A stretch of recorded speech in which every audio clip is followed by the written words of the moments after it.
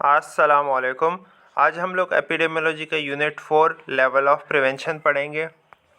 Objective जो हम इसमें कवर करेंगे, discuss the level of prevention, define primary level of prevention, discuss secondary and tertiary level of prevention, differentiate between prevention, promotion and cure. First of all देखते हैं कि what is prevention. Prevention क्या है? किसी भी चीज़ को stop करना होने से उसको क्या कहते हैं? प्रिवेंशन कहते हैं। सेकंड हमारे पास क्या आ जाता है? फैक्टर्स ऑफ डिजीज़ कॉजेशन आ जाता है। फर्स्ट हमारे पास आ जाता है प्री डिस्पोजिंग फैक्टर्स। वो फैक्टर्स जो कि क्रिएट करते हैं ससेप्टिबिलिटी, जिसकी वजह से होस्ट क्या होता है? वल्नरेबल बन जाता है एजेंट के लिए और नेसेसरी हो जाता है कॉज के लिए, जिसकी उसका एज क्या है, सेक्स क्या है, प्रीवियस उसका इलनेस क्या थी, जिसकी वजह से उसको दोबारा बीमारी वो हो सकती है। सेकंड हमारे पास क्या है? एनेबलिंग फैक्टर्स, जो कि असिस्ट करते हैं डेवलपमेंट में या रिकवरी करते हैं डिजीज़ से। जैसे कि हाउसिंग कंडीशन अगर आप अच्छी बना लें, आप सोशो इकोनॉमिक स्टेटस आपका अच्छा है, तो आपकी सेहत बेहतरी की तरफ आ सकती है। थर्ड हमारे पास आता है प्रेसिपिटेटिंग फैक्टर्स। वो फैक्टर्स जो कि आपको इमीडिएट एक्सपोजर से मिले हों या आपको डिजीज़ एजेंट या ऑनसेट ऑफ डिजीज़ आपको हो गया हो। किन से आपको होता है? या आप पानी पी लेते हैं कंटामिनेटेड या गंदा पानी आप पी लेते हैं, या आप किसी ऐसे पेशेंट के करीब चले जाते हैं जिसको पल्मोनरी टीबी हो। फोर हमारे पास रीइंफोर्सिंग फैक्टर्स, जो कि एग्रीवेट करते हैं पहले से ही एग्जिस्टिंग डिजीज़ को, यानी कि माल न्यूट्रिशन को या रिपीटेड एक्सपोजर्स को बढ़ा देते हैं। फोर पे हमारे पास आता है रिस्क फैक्टर्स। रिस्क फैक्टर्स का आप सबको पता होगा, जो कि कंडीशन या क्वालिटी या एट्रीब्यूट या presence of which increase the chance of an individual to have develop or be adversely affected by a disease process। ये नेसेसरी नहीं है कि रिस्क फैक्टर अगर मौजूद होगा तो वो हम उसको कॉज कह सकते हैं। ये एक ससेप्टिबिलिटी होती है, क्या उसको डिजीज़ हो सकती है। नेक्स्ट हमारे पास आता है डेफिनेशन ऑफ डिजीज़ प्रिवेंशन क्या हो, कि जिसमें हमारा एम क्या होता है? इरेडिकेटिंग, एलिमिनेटिंग और minimising the impact of disease and disability. Simple जो छोटी डेफिनेशन है आप उसको याद कर सकते हैं, कि जिसमें हम मिटा रहे होते हैं, ख़त्म कर रहे होते हैं और कम कर रहे होते हैं डिजीज़ को या डिसेबिलिटी को। लेवल्स ऑफ प्रिवेंशन हमें किसने दिए थे? लीवेल एंड क्लार्क ने। और इसका जो फ्रेमवर्क है 4 फेजेस में आ जाता है: primordial prevention, primary prevention, secondary prevention and tertiary prevention. Levels of prevention में जो हमारे पास फर्स्ट आता है वो है प्रीमोडियल प्रिवेंशन, जिसमें हम क्या करते हैं? आप इसमें जो भी डेवलपमेंट ऑफ रिस्क फैक्टर्स है उसी को आप स्टॉप कर देते हो। प्राइमरी प्रिवेंशन में आप क्या करते हो? जो भी रिस्क फैक्टर्स हैं उनको आप मैनेज कर लेते हो। उसके बाद ऑनसेट ऑफ डिजीज़ होता है एसिम्प्टोमेटिक डिजीज़, जिसमें सिम्टम शो नहीं हो रही होती है सेकेंडरी फेज़ में। उसके बाद क्लिनिकल डायग्नोस फेज़ में आता है और लास्ट में हमारे पास टर्शियरी फेज़ में आ जाता है कि आपने उसकी डिसेबिलिटी या रिकवरी किस तरह करनी है।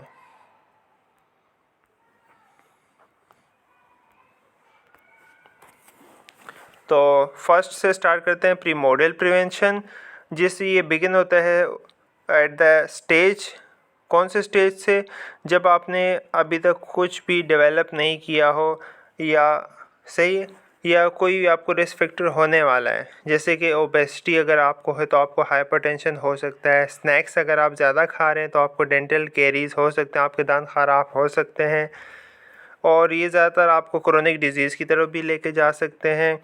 लेकिन इनको आप चेंज कर सकते हो पेशेंट को या मास हेल्थ एजुकेशन दे के पे, जब आप लोगों को इंकरेज करो कि वो हेल्दी लाइफस्टाइल या हैबिट्स को अपनाएं।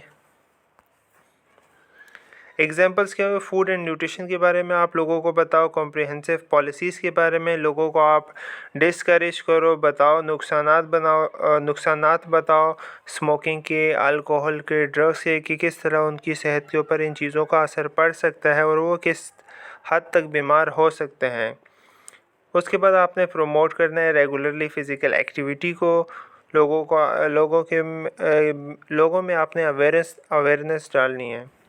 Making major changes in lifestyle के अंदर आपने उनके अंदर चेंजेस लेके आनी है। उसके बाद आता है हमारे पास प्राइमरी प्रिवेंशन। प्राइमरी प्रिवेंशन में आप एक्शन लेते हो prior to the onset of disease, कि डिजीज़ किस तरह आपने उसकी रिमूव करना है डिजीज़ को, या कि अगर वो किस तरह वो हो सकता है उसको आपने कम करना है, रिड्यूस करना है, या रिस्क एक्सपोजर को कम करना है। इसमें ये इसको आप प्री पैथोजेनस फेज भी कह सकते हो। और इसके अंदर भी हमारे पास हेल्थ प्रमोशन और स्पेसिफिक प्रोटेक्शन दो सब स्टेप्स आ जाते हैं। हेल्थ प्रमोशन के आप क्या करते हो कि आप लोगों को एनेबल करते हो कि वो अपने डिटर्मिनेंट्स को, और जो आपके डिटर्मिनेंट्स ऑफ हेल्थ हैं उनको आपने क्या करना है, कंट्रोल में करना है, ताकि जिसकी वजह से आपकी जो हेल्थ है वो क्या इंक्रीज़ होगी, आप ज़्यादा हेल्दी रहोगे। आप डिटर्मिनेंट्स वो सारी चीज़ें आ जाती हैं जो आपके हेल्थ पे अफेक्ट कर रही हैं। आप ज़्यादा चिकनाहट वाली चीज़ें खाए जिससे आपको ओबेसिटी हो सकता है, तो आपने उसको मॉडिफाई करना है।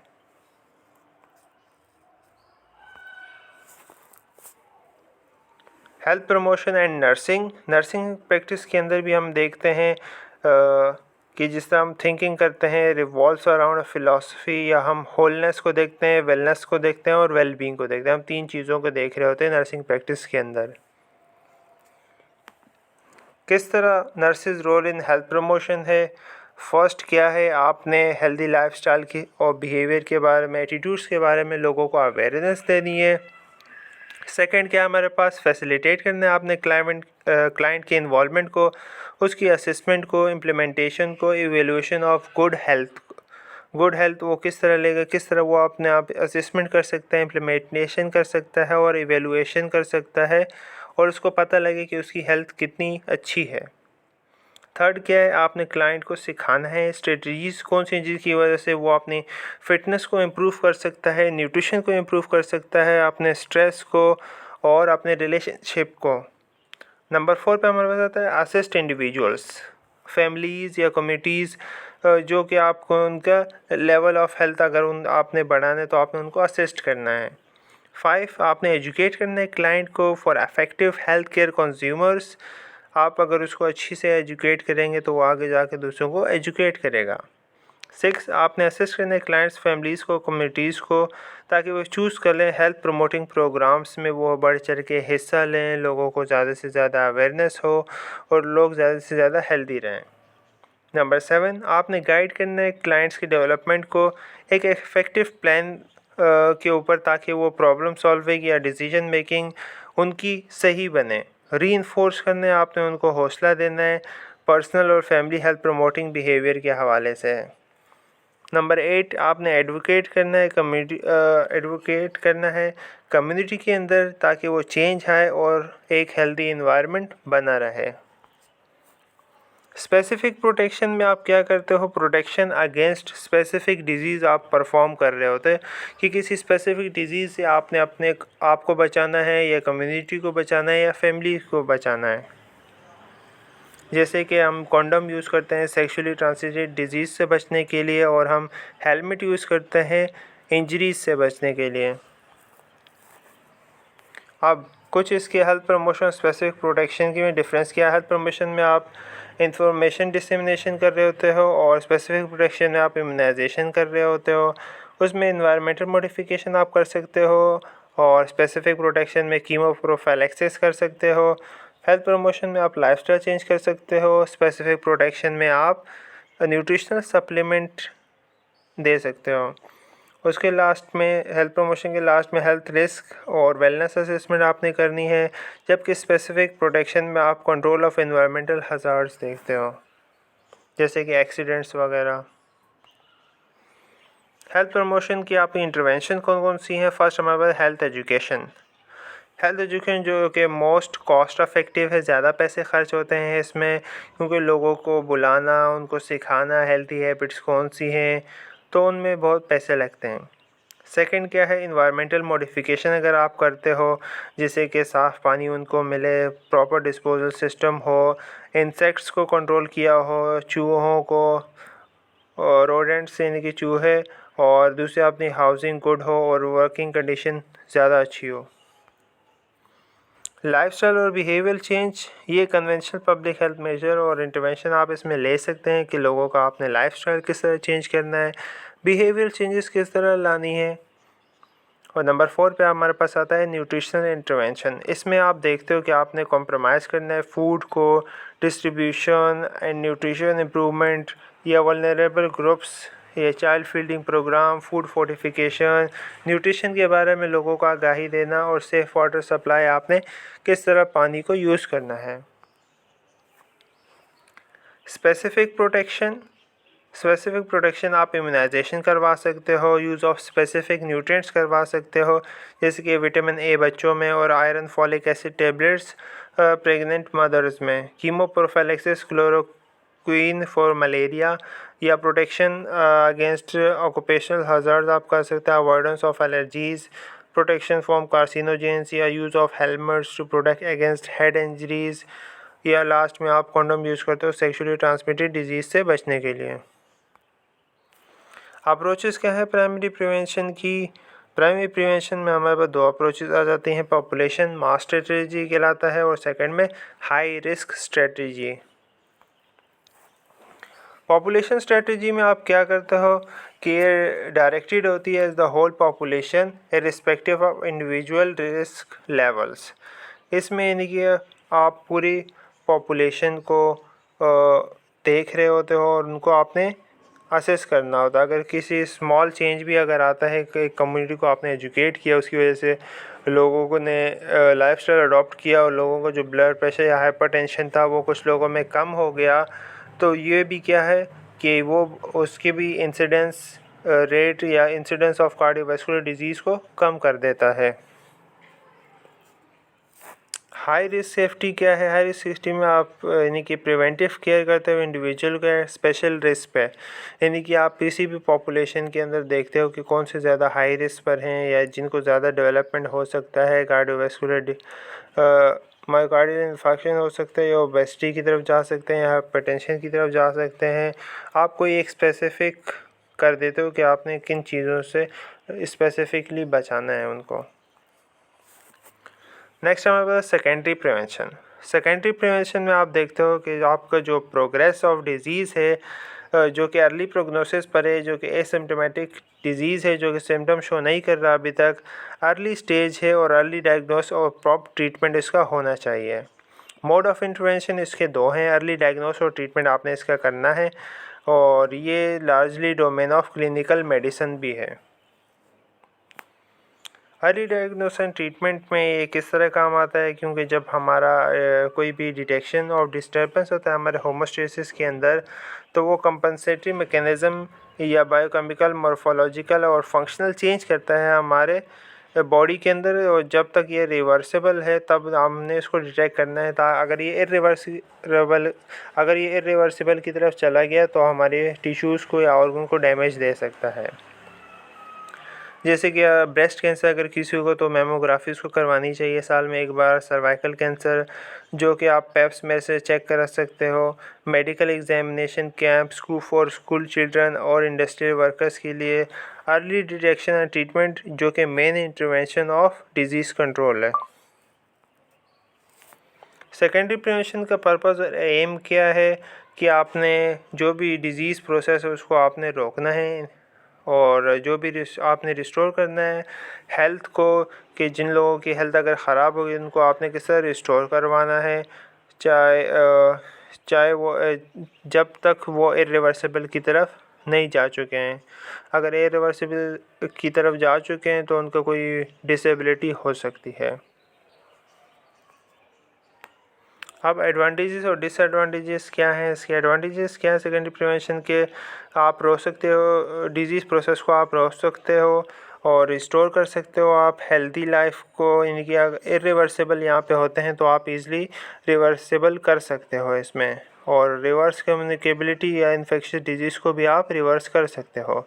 जबकि जो इसके डिसएडवांटेज है, ये मेंटल सफरिंग होता है, फिज़िकली पेन इसमें बहुत ज़्यादा होता है, लॉस ऑफ प्रोडक्टिविटी होती है, ये ज़्यादा एक्सपेंसिव होता है और less effective than primary prevention, और प्राइमरी प्रिवेंशन से लेस इफ़ेक्टिव होता है, कम असर करता है। नेक्स्ट हमारे पास है टर्शियरी प्रिवेंशन।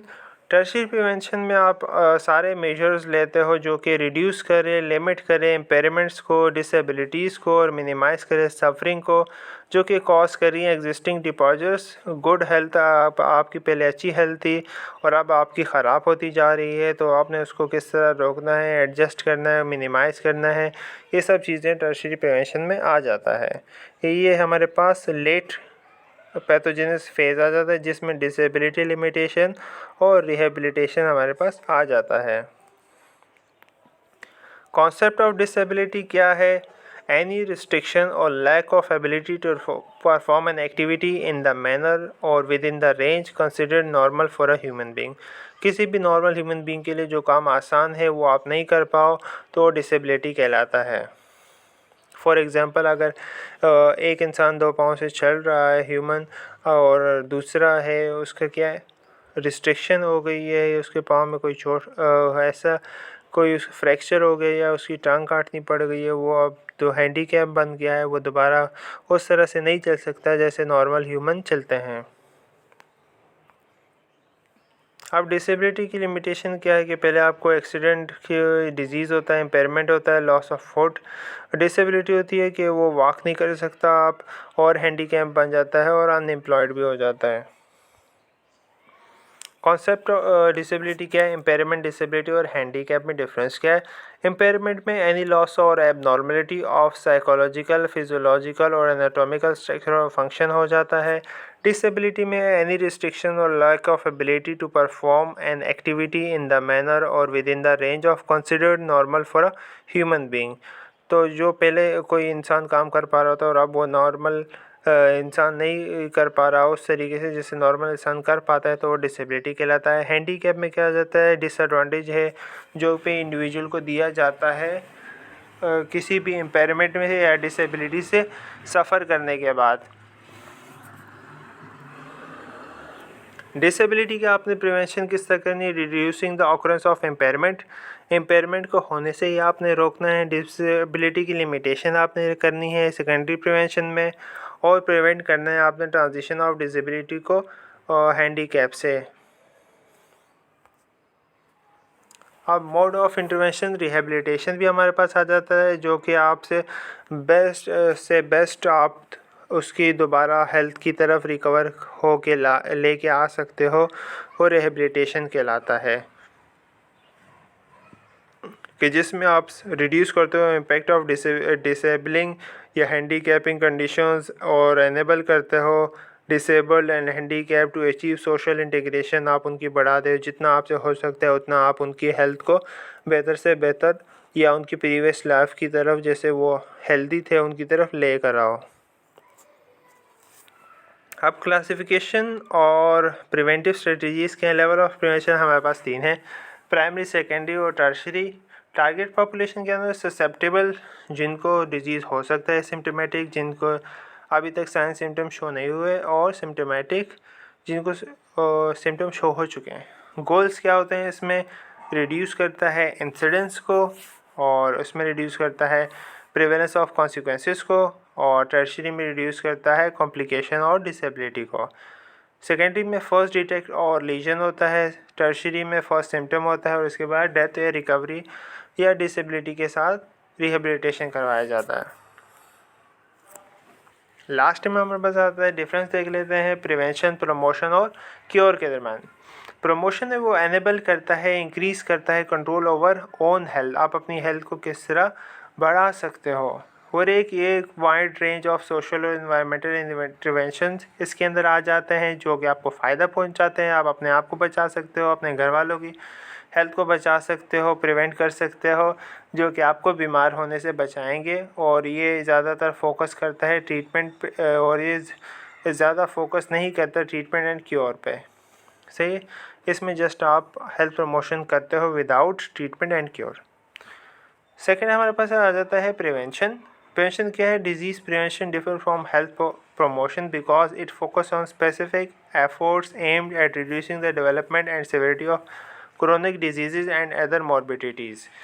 प्रिवेंशन के क्या मोटिव होता है कि डेवलपमेंट या सिविरिटी ऑफ क्रोनिक डिजीज़ को कम करना होता है, लास्ट में हमारे पास आ जाता है क्योर। क्योर क्या करता है, जैसे कि सक्सेसफुल ट्रीटमेंट या कोई भी डिजीज़ को एलिमिनेट कर देना, वो क्या कहलाता है, क्योर कहलाता है, कि पर्सन बिल्कुल ही इलनेस से ठीक हो गया है और उसको कोई फर्दर ट्रीटमेंट की ज़रूरत नहीं है। लास्ट में समरी है लेवल ऑफ प्रिवेंशन की।